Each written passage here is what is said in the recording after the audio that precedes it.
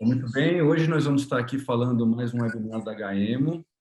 Hoje nós convidamos o Dr. Ricardo, do Hospital Beneficência Portuguesa de São Paulo, para discutir um pouquinho a experiência dele com transfusão de granulócitos.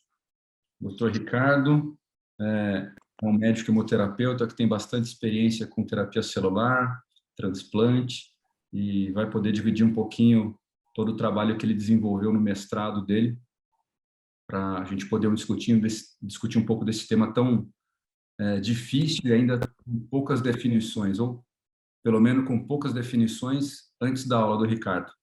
Vamos ver se no final dessa aula a gente tem alguma outra visão diferente disso. Ricardo, mais uma vez, obrigado pela sua disponibilidade, pelo seu tempo. Fique à vontade aí. E aí, ao final da apresentação, a gente bate um papo entre todos os convidados aí. Quem tiver dúvidas, quiser colaborar.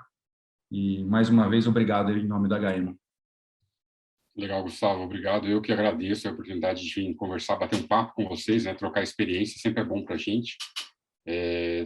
Transfusão de granulócitos sempre é um tema que me interessa muito, assim, eu estudei, como você acabou de falar, assim, a gente fazia muito na prática, e aí acabou levando uma coisa, levou a outra, e estudar foi uma consequência, e virou um mestrado, e enfim, até hoje eu tenho muito interesse, e é altos e baixos, né? E é um tema polêmico mesmo. Eu vou compartilhar a tela, então, aqui, para a gente começar. Eu vou trazer para vocês uma aula que a gente deu no EMO, no último EMO, porque eu acho que é uma aula que ainda está atual, né? E tem alguns conceitos importantes, talvez pensando nisso que você falou, Gustavo, de tentar mudar um pouco o conceito e trazer alguma coisa mais nova, né? Então, quando a gente pensa em transfusão de granulócitos, será que ainda tem utilidade hoje em dia na prática, né? A gente trabalha tem pessoal do Brasil inteiro aí, né? Não sei as realidades devem ser diferentes, mas acredito que transfusão de granulócitos ainda deve ser complicada e a logística complicada e uma dificuldade para muita gente, né?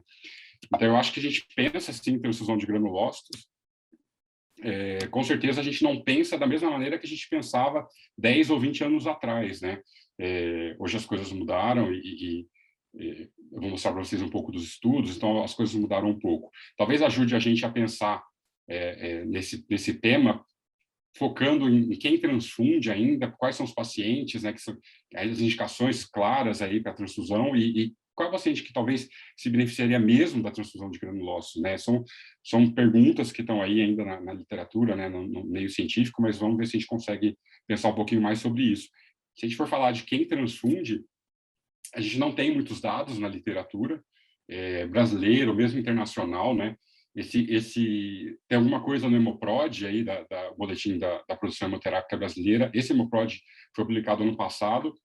Ele tem o desse ano, mas o do ano passado tem uns dados um pouco mais claros, e ele mostra para a gente que transfusão de concentrado de leucócitos, né, que envolve transfusão de granulócitos, tinham sido realizados em 2018, desculpa, 1.391 transfusão de granulócitos. Em 2019, nesse boletim que foi, no Hemoprod, que foi lançado esse ano, que foi divulgado esse ano, esse número aumentou para 3.227 transfusões de concentrados de leucócitos. Talvez a gente tenha um retorno aí do interesse das transfusões de granulócitos ou os dados estejam sendo melhor coletados mesmo, a gente não sabe.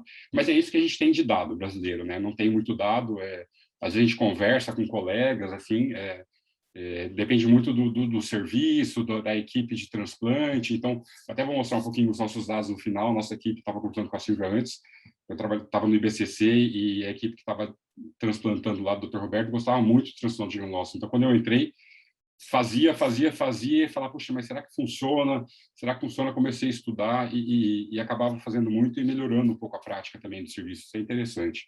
Quando a gente fala de mundo, também não tem um dado unificado, não tem dados muito claros, mas eu acredito que a realidade não seja muito diferente. Eu trouxe esse artigo de 2017 aí, que mostra um levantamento italiano, então, para a gente ter uma ideia que de 38 centros hematológicos italianos, que são os pacientes oncohematológicos, né, que talvez se beneficiem mais das transfusões de granulócitos, só 10% afirmavam transfundir granulócitos. Quer dizer, nem todo mundo consegue fazer, nem todo mundo acredita realmente na eficácia da transfusão de granulócitos. Isso tem um porquê, né? A literatura ainda não é muito clara em relação a isso.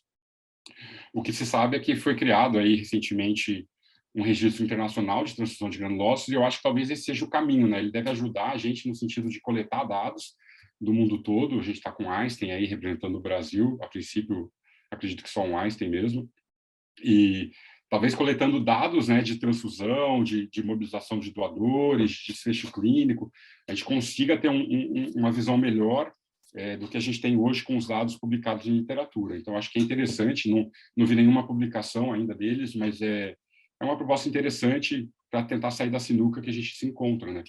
Então, vamos aguardar aí o que eles vão coletar, o que eles vão divulgar mais para frente.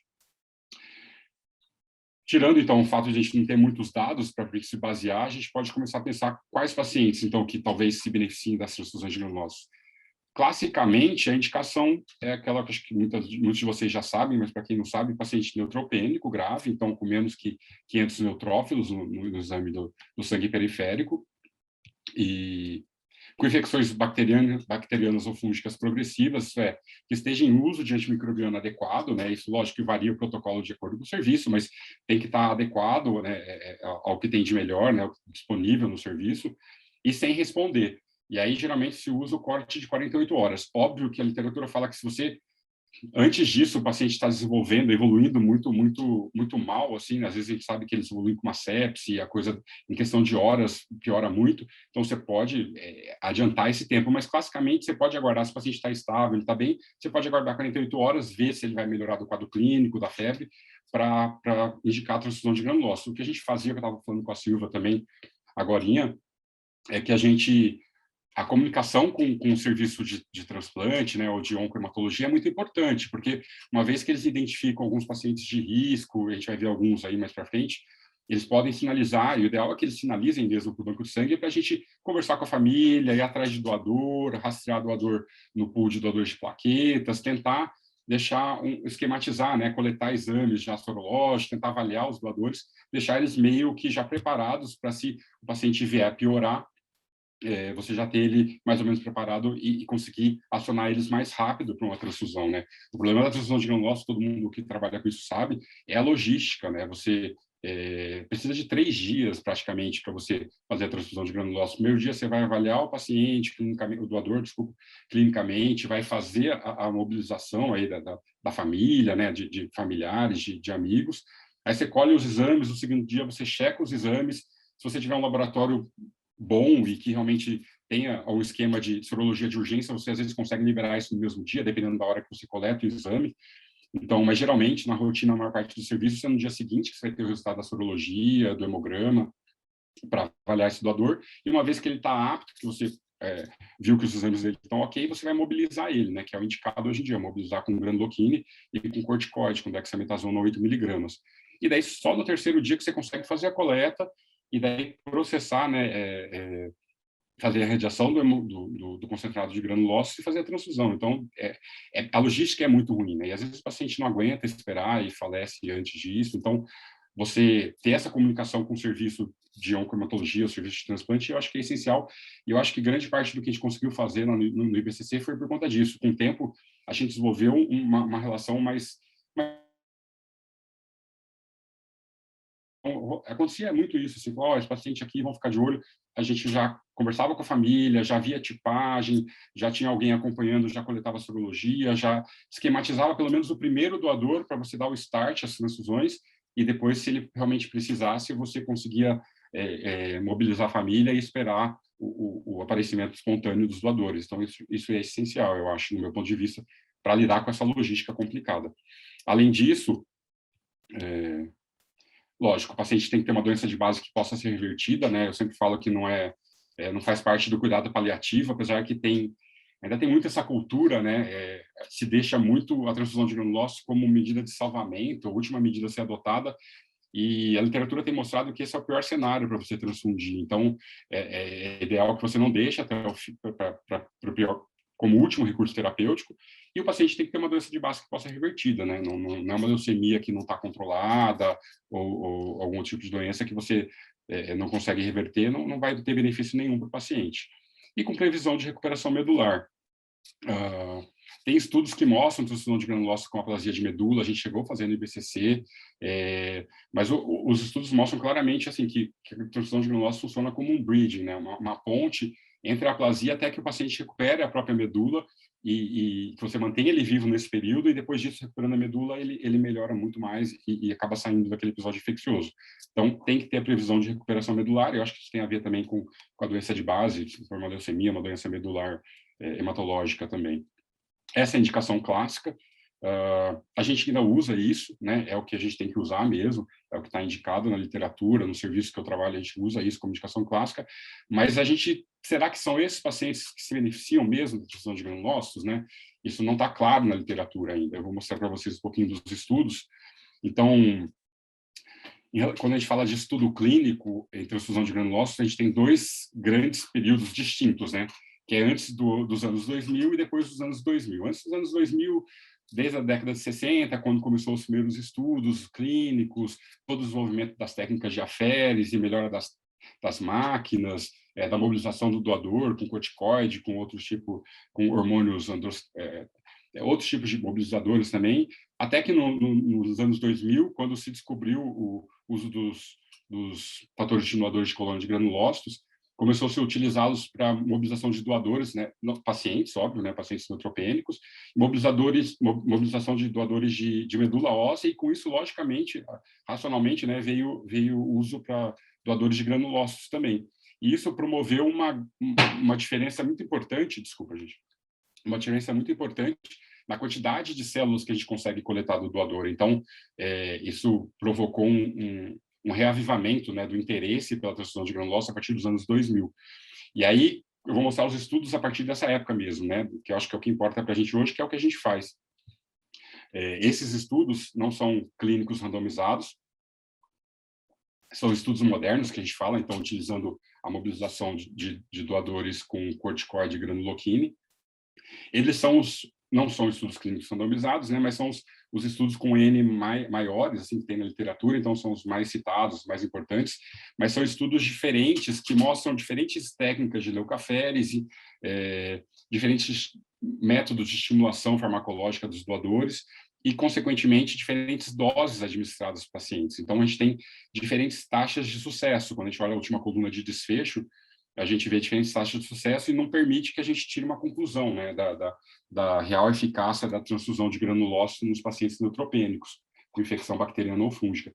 De qualquer maneira, desses estudos assim, iniciais, desses levantamentos, séries de casos, né, tem muitas séries de casos, vinha uma ideia aí, que a gente pode ver na coluna da direita, de que talvez os pacientes que tivessem infecção bacteriana respondessem melhor, se beneficiassem mais da transfusão de granulócitos do que os pacientes com infecção fúngica. Então, ficou um pouco essa noção desses estudos iniciais, que já vinha também dos estudos pré-granuloquine, mas que eu vou mostrar para vocês mais para frente também como que isso ficou depois. Em estudos clínicos, né, a gente tem esse estudo caso-controle, é um estudo que comparou pacientes submetidos a transplante de medula óssea halogênico, com doadores aparentados e não aparentados, versus o grupo controle, né? Então, não foi uma randomização dos pacientes, foi uma comparação de grupos. De qualquer maneira, é um estudo importante, ele é citado, ele conseguiu comparar 74 pacientes transfundidos e 74 pacientes do grupo controle. Ele não mostrou diferença na sobrevida dos pacientes em 6 meses, e ele mostrou uma resposta clínica diferente. Pacientes que estavam com infecção bacteriana chegaram a 50% a 75% de resposta clínica, comparado com infecção fúngica, pacientes com infecção fúngica, neutropênicos, né, com resposta de 40% a 70%. De qualquer maneira, no geral, a progressão para infecção ou morte em 30 dias, que foi o que o estudo se propôs a avaliar, ficou em 57,5% para doadores não aparentados, 55,9% aqueles pacientes que tinham doadores aparentados no transplante e 40,3% no grupo controle, que não dá diferença estatisticamente significativa. Depois desse estudo, mas é um estudo importante, né? Um estudo que tentou randomizar não, mas comparar grupos diferentes, grupo controle, que não tinha acontecido até então. De estudo clínico randomizado, a gente tem 2 estudos importantes, é o que tem publicado, tá? É um estudo europeu e um estudo americano, multicêntrico. Esse estudo é um estudo europeu, que randomizou pacientes para receber transfusão de granulócitos, pacientes neutropênicos, com infecção bacteriana e fúngica não controlada com uso de antimicrobiano padrão. Ele conseguiu randomizar 38 pacientes transfundidos e 36 controles, e aí fazer uma ressalva, igual no estudo RING, que eu vou falar depois, que eles tiveram muita dificuldade, é engraçado quando se fala de transfusão de granulócitos, tiveram muita dificuldade para randomizar pacientes, porque é quase uma crença, né, assim, então, ou o paciente acredita que isso vai salvar a vida dele e ele não quer ser randomizado para não receber transfusão, ou o próprio médico também tem essa noção do tipo, ele acha que a transfusão de granulócitos vai salvar a vida do paciente, então ele não aceita que o paciente não receba, ou vice-versa, ele acha que não serve para nada e ele não aceita que o paciente dele seja submetido a um risco da transfusão de granulócitos. Então, os dois estudos clínicos randomizados que a gente tem na literatura tiveram muita dificuldade em randomizar os pacientes, o que é interessante. Isso é um dos fatores que, com certeza, contribuiu para essa dificuldade que a gente tem hoje de ter uma resposta, né, de ter uma resposta científica para essa questão da eficácia da transfusão de granulócitos para pacientes neutropênicos que são acometidos de infecções não controladas. De qualquer maneira, ele avaliou que a sobrevida em 28 dias para os pacientes do grupo transfundido ficou 84%, e não teve diferença com o grupo controle, ficou 82%, nem a sobrevida em 100 dias, que ficou 69% para o grupo transfundido e 72% do grupo controle. A ressalva que se faz para esse estudo é que assim, a sobrevida do grupo controle, dos pacientes que receberam só antimicrobiano padrão, que nessa época tinham melhorado bastante, né, antifúngicos, antimicrobianos e antibacterianos, né, antibióticos, a sobrevida desses pacientes do grupo controle foi muito boa, então fica difícil você mostrar a diferença estatística entre o grupo controle e o grupo transfundido. E, além disso, só menos da metade dos pacientes desse estudo, se não me engano, 44%, 45%, conseguiu receber mais de uma ou duas transfusões de granulócitos. Então, mesmo que você conseguisse mostrar uma diferença estatística aí dos dois grupos, talvez fosse difícil você afirmar com certeza de que esse resultado teria sido decorrente das transfusões de granulócitos realizadas. Então, esse é o estudo europeu, e esse aqui é o estudo RING, que é o mais... foi muito aguardado, né? Ele começou em 2011, se não me engano, se falava muito dele, até que em 2015 ele foi publicado, é um estudo americano com 14 centros, que randomizou, então, pacientes para receber transfusão de granulócitos, pacientes neutropênicos, febris, acometidos de infecção fúngico-bacteriana não responsiva ao antimicrobiano padrão, e conseguiu, então, randomizar 51 pacientes para receber transfusão e 58 para ficar no grupo controle. E aí eles pretendiam randomizar, se não me engano, 236 pacientes. Eles randomizaram metade do que eles pretendiam. Isso fez com que o estudo que tinha sido desenhado, né, de uma maneira, perdesse muita força estatística, né? Isso atrapalhou bastante no estudo. Eles queriam medir, então, a taxa de sucesso, que é um desfecho combinado. Eles queriam avaliar a resposta clínica à transfusão, que a gente define como melhora clínica do paciente, né? Melhora clínica em relação à melhora hemodinâmica, à diminuição ou à cessação da febre, ou melhora clínica de alguma lesão que o paciente tenha na pele. Então, a melhora clínica mais a sobrevida em 42 dias. E aí ele mostrou que não teve diferença entre os dois grupos. A taxa de sucesso foi em 42% do grupo transfundido e 43% do grupo controle. De novo, né, teve dificuldade para randomizar, e eles queriam avaliar, nesse estudo RING, a transfusão de granulócitos em altas doses. Tinha alguns estudos prévios, antigos, que mostravam que, inicialmente, o ideal é você transfundir pelo menos 1 × 10⁻⁻ de granulócitos para você ter algum efeito clínico, mas outros estudos esse foi um dos primeiros estudos da década de 60, se eu não me engano, que mostrou isso, e depois disso, outros estudos mostraram que talvez você transfundir mais fosse melhor. E aí, o Ring falou, então, vamos randomizar os pacientes para receber transfusão de granulócitos em altas doses, mas eles não conseguiram. Como eram 14 centros diferentes, as diferenças de prática, de coleta e de transfusão desses 14 centros fez com que apenas 70% dos pacientes conseguissem receber transfusão de granulócitos em altas doses, e 30% não.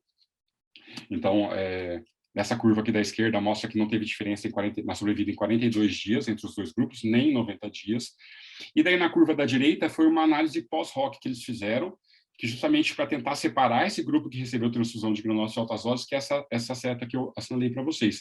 E aí eles viram que, sim, esse grupo que recebeu transfusão de granulócitos em altas doses tinha uma sobrevida melhor, de 59%, em relação, com diferença estatisticamente significativa em relação aos outros grupos. A linha contínua aí do meio é do grupo controle, que tinha uma sobrevida de 37%, e a linha de baixo é do grupo de transfusão de granulócitos de baixas doses.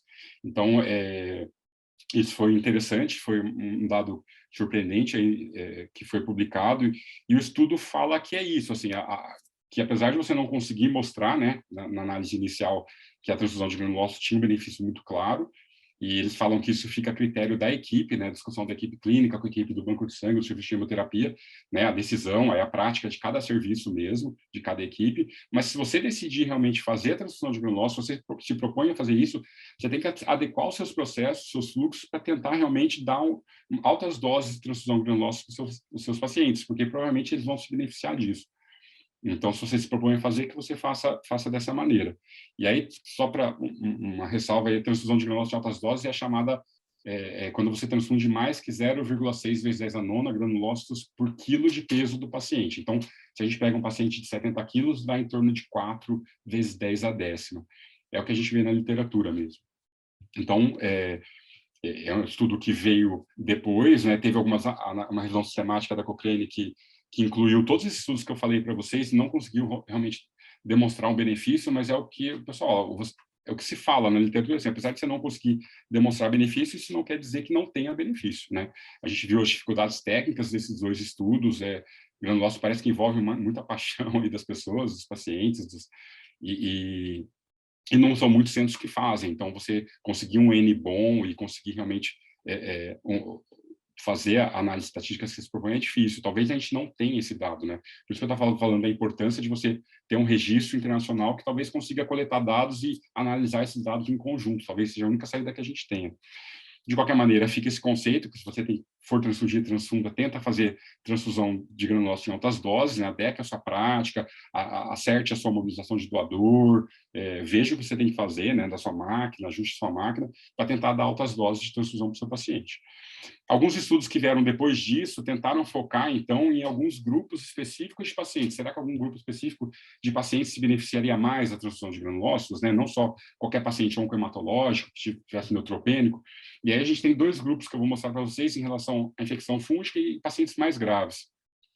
Essa revisão de literatura aqui do British Journal de 2017 mostra que existe um racional para você fazer transfusão de granulócito em infecção fúngica. A gente sabe que a neutropenia neutropenia prolongada é um fator de risco importante para o desenvolvimento de infecção fúngica, e mesmo que você utilize de antifúngicos de última geração, se você não corrigir a neutropenia, tem estudos que mostram que o desfecho, que a resposta clínica do paciente não é tão boa. Então, você tem que procurar corrigir a neutropenia junto com o uso do antifúngico. Então, existe esse racional. Tem estudos que mostram, inclusive, que a função do granulócito, estudos de função mesmo, a netose, né, que é quando o granulócito ele se depara com um fungo filamentoso grande, que ele não consegue fagocitar, ele faz a netose, ele extravasa enzimas, enfim, ele mata o fungo filamentoso de outra maneira. E a netose, ela é melhorada, tem estudos que mostram uma melhora da função do granulócito quando ele está na presença de antifúngicos azóides de terceira geração. Então, existe todo um racional para você usar a transfusão de granulócitos para esse tipo de paciente. Então, eles recomendam que você faça a transfusão de granulócitos para pacientes que apresentam infecções fúngicas invasivas. Apesar de a gente não ver muita infecção fúngica invasiva por cândida, seja por cândida, aspergilos, mucormicose, está muito bem indicado você fazer transfusão de granulócitos. E o paciente melhora mesmo. Esse outro estudo, essa revisão sistemática do grupo britânico, aí da NIH, do Sistema de Saúde Britânico, ele avaliou a experiência deles, do Centro Único, comparando com a literatura. Então, eles falam que realmente é muito complicado, o N já é ruim, assim, o número de pacientes já é ruim, o número de pacientes que fazem transfusão de granulócitos e os que fazem que tem infecção fúngica é menor ainda. Então, é difícil realmente você tirar uma conclusão, mas eles notaram que existe uma tendência a pacientes que receberam transfusão de granulócitos evoluírem melhor ao tratamento para fusariose invasiva. Eles notaram taxas de resposta de infecção variando de 30% a 91%, mas sobrevidas de 30% a 35%. A fusariose é uma infecção muito grave, as taxas de resposta não são muito boas, existem alta resistência aos antifúngicos existentes do fusário, então ele fala que vale a pena você lançar mão desse recurso, já que existe o racional. Então, em pacientes com fusariose invasiva, as transfusões de granulócitos podem contribuir para melhores taxas de resposta. Então, é um subgrupo de pacientes que eu diria com certeza assim, que vale a pena investir, né? Vale a pena investir no sentido de fazer a transfusão de granulócitos desses pacientes. O outro grupo de pacientes que eu queria falar para vocês é o que apresenta infecções graves.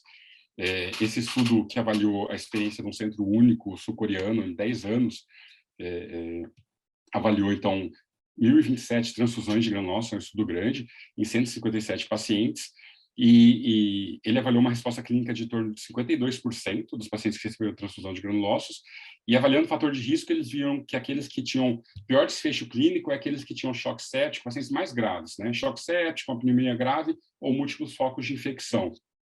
Então, já chamou atenção para um subgrupo de pacientes mais específicos. Esse outro estudo que envolveu então, pacientes com sepse neutropênica, especificamente, também de um centro único de Singapura, ele avaliou, então, 15 pacientes, é um N pequeno, né? De novo, mas 15 pacientes com neoplasias hematológicas, mas mostrou uma resposta clínica de 63%, 63,6% e uma sobrevida de 33,3%. E quando eles avaliaram, de novo, o fator de risco, eles viram que a mortalidade desses pacientes estava relacionada ao uso de droga vasoativa, ao suporte ventilatório e uma neutropenia grave persistente. Então, pacientes em UTI, em uso de droga vasoativa e suporte ventilatório, tinham uma mortalidade maior do que os outros pacientes. De novo, pacientes mais graves. Aí veio esse estudo, em parte do pessoal do MD Anderson, aí, que avaliou, então, transfusão de granulócitos para tratar infecções de pacientes neutropênicos com doenças hematológicas, mieloides e linfóides, avaliou 74 pacientes transfundidos, e daí eles viram que os pacientes que tinham infecção grave tinham uma melhor taxa de sobrevida e de resposta clínica, contanto desde que eles não estivessem em UTI. Então, se eles fossem transfundidos antes de evoluírem para internação em UTI, com ventilação mecânica ou falência múltipla de órgãos, eles respondiam muito bem, melhor até do que os pacientes que tinham infecções não tão graves. Então, os autores comentam, né, eles divagam que provavelmente você esperar até, é o que eu estava falando no começo, você esperar que o seu paciente vá para a UTI, evolua com disfunção múltipla de órgãos, né, e precise de diálise, ventilação mecânica, droga vasoativa, ele não vai responder, a transfusão de granulócitos não vai reverter esse quadro, né? Então, não é o melhor momento você esperar até o fim, aquela questão do recurso de último, né, último recurso terapêutico, não vai funcionar, não vale a pena. O ideal, o timing é importante, parece, para a transfusão de granulócitos, né? Então, lógico, o paciente piorou, né? Você começou o uso do antimicrobiano padrão lá do seu serviço, e ele não está respondendo, você já se mobiliza para começar a tentar já transfundir esse paciente antes que ele vá para a UTI. Se ele for para a UTI e evoluir com disfunção orgânica, você não vai conseguir reverter mais. Isso que a gente viu no nosso serviço também. Só para mostrar para vocês, a gente, então, fez uma avaliação, né, nesse tempo que eu trabalhei no IBCC, a gente fazia muita transfusão de granulócito, e a gente ficou muito curioso, começou a estudar e falou, vamos avaliar os nossos pacientes. E daí a gente fez uma avaliação dos pacientes que receberam transfusão de granulócito nos últimos 5 anos, né, até o ano passado. E daí a gente viu que os pacientes, assim, sem grupo controle nenhum, lógico que é um dado, né, bem rudimentar, assim, mas os pacientes que receberam transfusão de granulócitos, eles tiveram uma sobrevida muito melhor do que com uma diferença estatisticamente significativa do que os pacientes que não receberam transfusão de granulócitos. De novo, não é um grupo controle padrão, mas assim, parece, eu acho que esse gráfico que eu falo, assim, que ele ilustra um pouco da percepção que eu tenho pessoalmente, assim, com esses anos de experiência, assim, a gente achava realmente que o paciente começava a transfundir e ele ia melhor, parecia que ele melhorava mesmo.